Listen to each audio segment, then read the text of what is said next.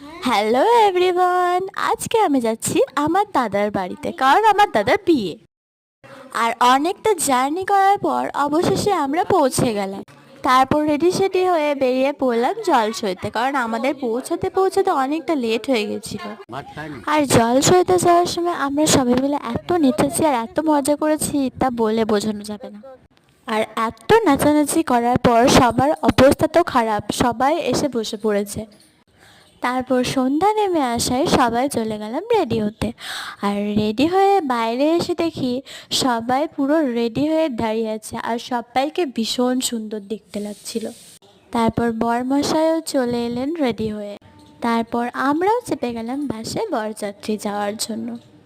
আর মেয়ের বাড়িতে পৌঁছেও আমরা সবাই অনেক এনজয় করেছি। আর দাদার বিয়ের লগ্ন তাড়াতাড়ি থাকায় দাদা গিয়ে পরে বসে পড়লো বিয়ে করতে।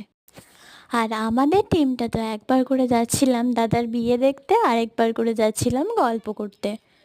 তবে বলতেই হবে বাঙালি বিয়ের রিচুয়ালসগুলো অনেক সুন্দর। আমার তো ব্যক্তিগতভাবে অনেক ভালো লাগে। তোমাদের কেমন লাগে তোমরা কমেন্টে জানিও।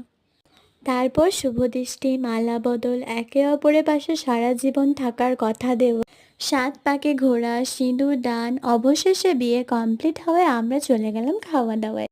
প্রথমে ছিল salad, sauce, vegetable chop, kachori type কিছু, যেটা ছোলার তরকারি দিয়ে খেতে আমার বেশ ভালো লেগেছিল।